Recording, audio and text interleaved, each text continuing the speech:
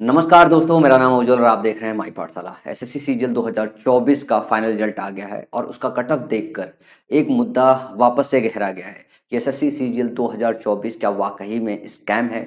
इस वीडियो में मैं इसी मुद्दे पे बात करने वाला हूं और ये मुद्दा डिस्कस करना बहुत ज़रूरी हो गया है।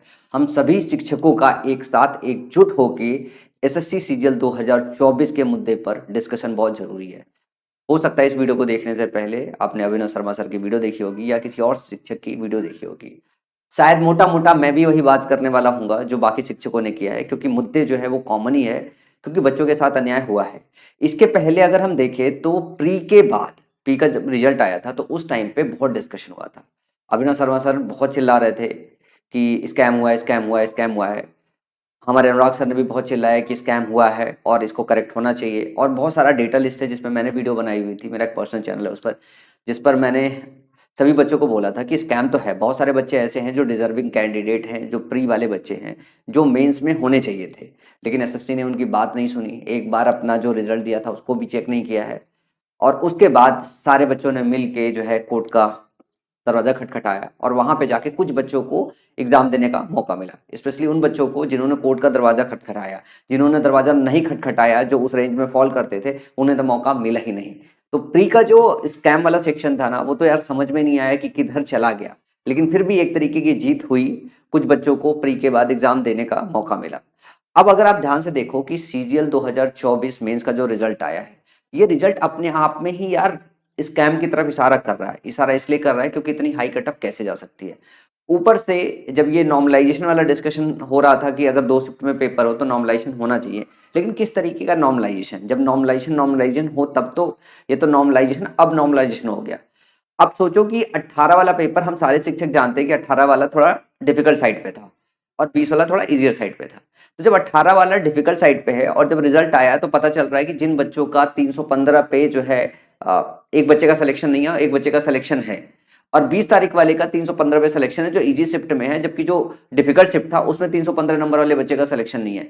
ऐसे 335 नंबर वाले बच्चे का हिसाब किताब है, ऐसे बहुत सारे बच्चों का हिसाब किताब है, और आंसर की भी जारी ना करना, साथ में जो है सब कुछ प्रेफरेंस फॉर्म भरा लेना, मतलब सारा काम एसएससी ने कर डाला है। अभी तक आंसर की रिलीज नहीं की है। और एक सवाल जो अभिनव शर्मा सर पूछते हैं, शायद मुझे लगता है सारे शिक्षक ये एसएससी से पूछना चाहेंगे कि भाई एक पेपर सेट कर रहे हो, आपको क्या सही से जो है 2 पेपर सेट करने नहीं आ रहा है?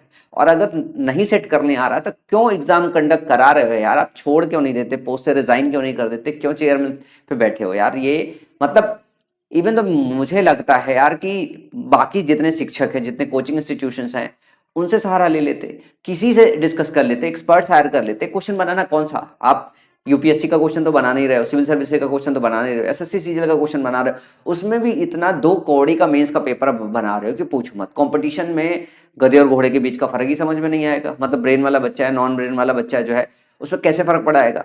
अब उसमें क्या है कि आप इस स्तर पे जाके अगर क्वेश्चन नहीं सेट हो रहा है आपसे तो गड़बड़ है यार। तो देखो, 3-4 ऐसे मुद्दे हैं जो मुझे लगता है कि हम सारे शिक्षकों को एक साथ उठाना चाहिए। और इस सुर में हम इस बात के लिए, और माई पाठशाला इस बात के लिए हमेशा आगे रहने वाली है कि अगर जहां बच्चों के अहित होने की बात है, वहां तो माई पाठशाला क्या, मुझे लगता है सारी ऑर्गेनाइजेशन भी सामने आएगी और आनी भी चाहिए। सब अपने अपने तरीके से आते हैं, क्योंकि इसमें क्रेडिट वार्ड बहुत चलता है कि भाई अभिनव शर्मा सर ने ये इनिशिएटिव लिया, कोर्ट के दरवाजे खटखटाए, मैं क्यों उनके मुहिम में शामिल हो। सवाल ये उनके मुहिम में शामिल होने का नहीं है, सवाल ये बच्चों के हित का है। तो अगर हम अलग अलग लड़ाई लड़ेंगे तो मुझे लगता है उतनी पावरफुल लड़ाई नहीं हो पाएगी, रादर देन अगर हम एक साथ एकजुट होकर जो है, वो इनिशिएटिव उन्होंने छेड़ा है और छेड़ दिया है, तो लड़ाई अगर एकजुट होकर लड़ लेंगे तो मुझे लगता है कि शायद शायद जो है हम इसके कुछ निष्कर्ष में पहुंच पाए, शायद कुछ पहलू हम और एक्सप्लोर कर पाए, चाहे हम एसएससी पे थोड़ा दबाव बना पाए कि वो जो भी ट्रांसपेरेंसी का सेक्शन है ना, वो मेंटेन करे। जैसे पुराने समय में बड़ा एक वो चलता था कि भाई समय से एग्जाम कंडक्ट नहीं होता था, बहुत डिले होता था, पर धीरे धीरे धीरे धीरे कुछ चीज़ों में सुधार हुई है, लेकिन अभी बहुत सारी कुछ चीज़ों में सुधार करने की चीज जरूरत है। और ये सुधार तो चाहिए चाहिए यार। अगर ये सुधार नहीं हो रहा है तो बात कैसे है? तो ये कुछ 3-4 मुद्दे हैं जिसपे मुझे लगता है कि यार लड़ाई लड़नी चाहिए। प्री के वो बहुत सारे के सारे बच्चे जिनको एग्जाम देने का मौका नहीं मिला, वो तो बाहर ही हो गए, जो उस एसएससी की गलती की वजह से बाहर हुए। यार उनको फेयर एग्जाम कंडक्ट करने का, उनके साथ होना चाहिए कि वो मेंस का पेपर दे पाए।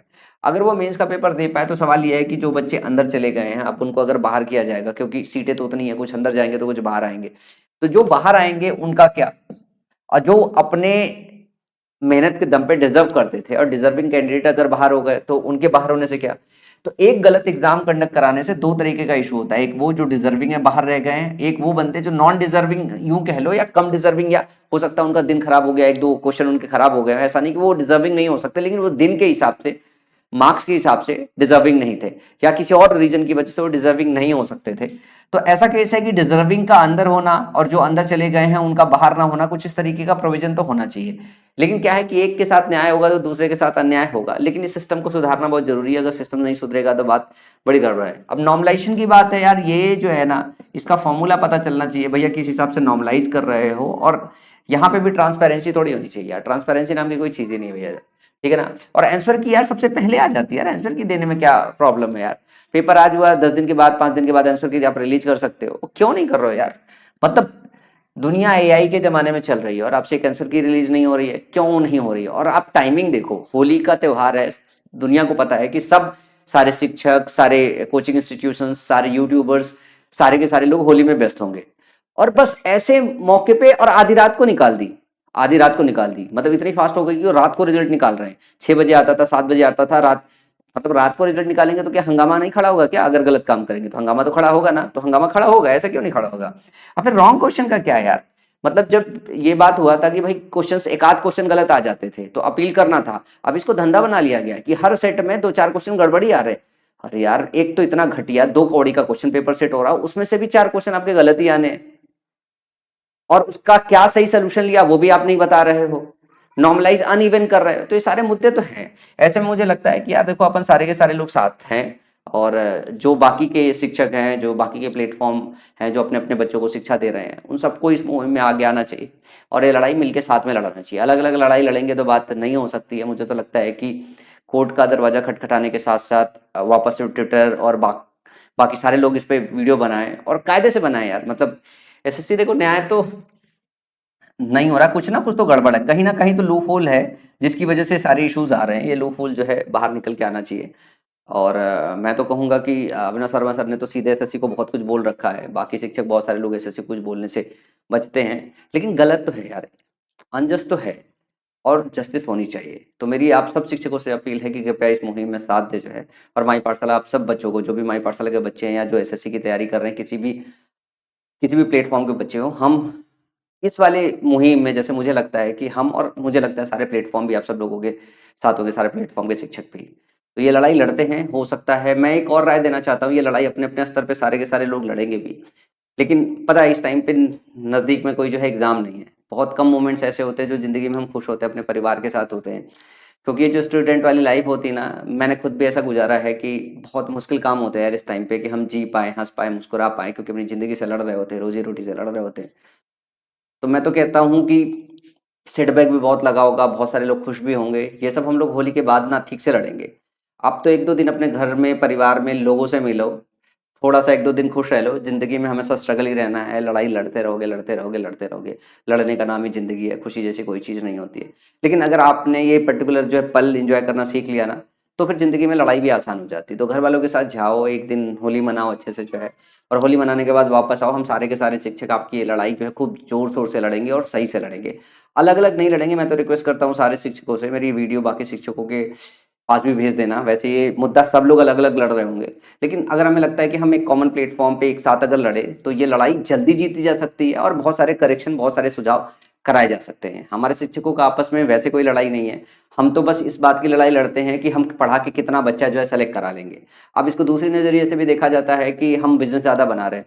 भाई अगर किसी प्लेटफॉर्म से पढ़ के बच्चे ज़्यादा सेलेक्ट होंगे तो ज़्यादा बच्चे उसी प्लेटफॉर्म को रिकमेंड करेंगे, तो बट ऑब्वियस बात है कि जो भी थोड़ी फीस चार्ज होती है उससे वो आदमी अमीर तो बन ही जाएगा। पर शिक्षक पढ़ाते पढ़ाते अमीर बन जाए तो कोई बुरी बात नहीं है, लेकिन शिक्षक आपकी मुहिम में, इस लड़ाई में अगर लड़ाई ना लड़े तो बड़ी बुरी बात है कि वो आपको पढ़ा रहा है, आप उसे पैसे दे रहे हो, वो शिक्षा दे रहा है, और जहाँ पे उसको आपके लिए और एक जगह अगर खड़े होकर लड़ना है तो लड़ना चाहिए। अब अलग अलग मत लड़े, सब साथ में लड़ते हैं और इस मुहिम में जो है, और एसएससी से सवाल पूछते हैं, ठीक से सवाल पूछते हैं, और जो भी एसएससी में करप्शन है या जो गलतियां हैं, जो मिस्टेक्स हैं, उनको करेक्ट करते हैं। आप सब लोगों को, आपके सारे परिवार को और यूट्यूब पे जितने भी शिक्षक पढ़ा रहे हैं आप सब लोगों को, और ये भी जो वीडियो देख रहे हैं उन सभी लोगों को होली की बहुत सारी शुभकामनाएं। होली खत्म होने के बाद इस लड़ाई को और तेजी से लड़ते हैं। मेरी वीडियो को साझा कीजिएगा बाकी शिक्षकों के साथ, दोस्तों के साथ, और होली के बाद इंतजार कीजिएगा, हम सारे लोग मिलकर इस लड़ाई को लड़ते हैं। तब तक एंजॉय कीजिए घर वालों के साथ, मिठाइयाँ विठाइयाँ खाइए, रंग वंग लगाइए, गुलाल लगाइए। Happy Holi to all of you.